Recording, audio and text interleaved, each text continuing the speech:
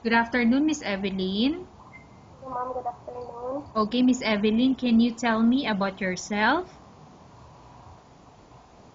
Ma'am, my name is Evelyn Intado, 25 years old, single mom, high school graduate from Ali College, Reserva del Norte. Okay, a few questions for you to answer, so let's start. Why do you want to work as a maid? Ma'am, because I want to have my family for our finances. Why you choose Malaysia when there is a lot of other country? Ma'am, because it's near country with me. How are you qualified for this job? Ma'am, because I'm honest, hardworking, and disciplined person. May I know what is your education level is? Ma'am, high school graduate po. What is your recent working experience? Ma'am, domestic helper. Have you worked abroad before? Yes, ma'am. Okay. May I know what country, how many years and months you work for? Saudi Arabia, ma'am, 2 years and 5 months, finished contract. Do you have experience of taking care of baby? Yes, ma'am, my own child. Okay, how about elderly? Do you have the experience? No, ma'am, but I'm willing to take it. Okay, do you have any other special skills? Yes, ma'am. Cooking, cleaning, ironing.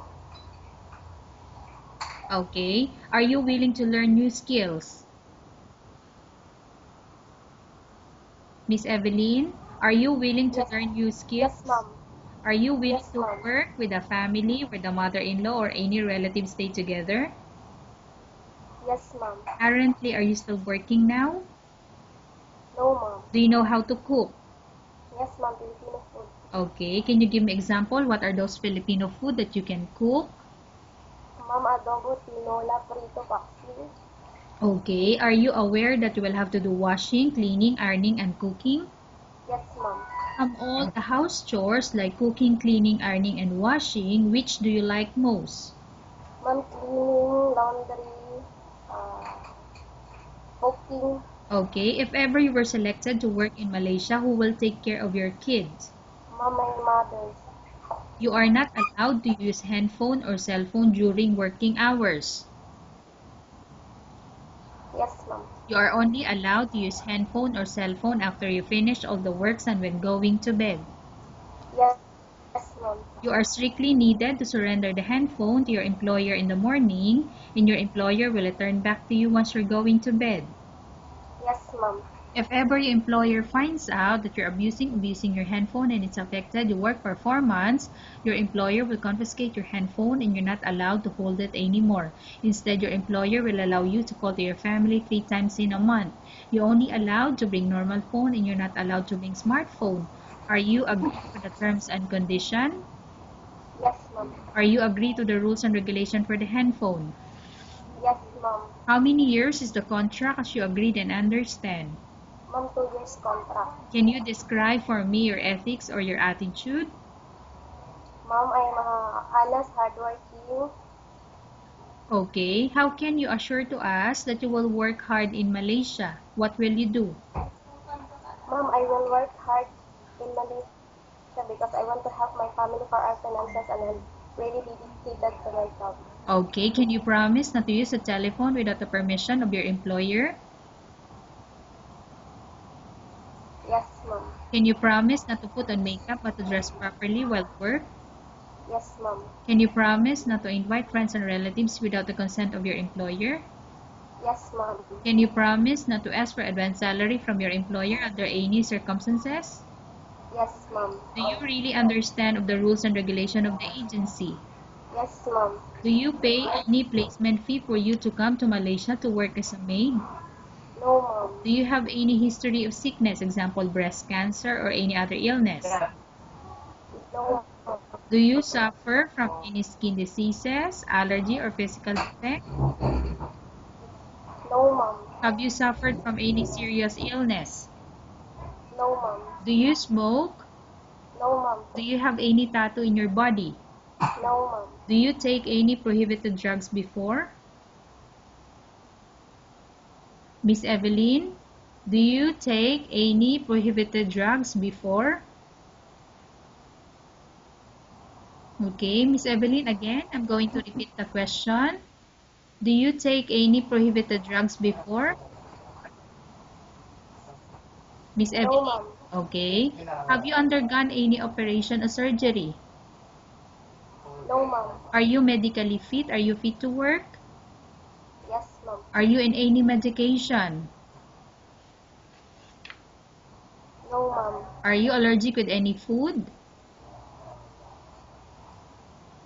Miss No, ma'am. Evelyn, okay. Are you prepared to work for the employer of any race or any nationalities? Yes, ma'am. Are you prepared to eat the type of food taken or given by your employer? Yes, ma'am. Are you afraid of being left alone in the house?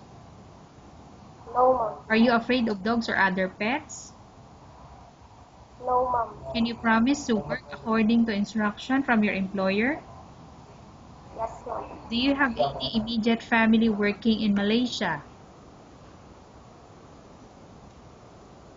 Miss Evelyn, do you have any immediate family working in Malaysia? No, ma'am. Okay. Miss Evelyn, we have finished our question section. Let's go to case study. I have a case study for you and I want you to answer me truthfully. Upon arrival in Malaysia within 6 months, if ever any of your family members pass away, what will you do? Will you continue to work till finish your contract or you will go back?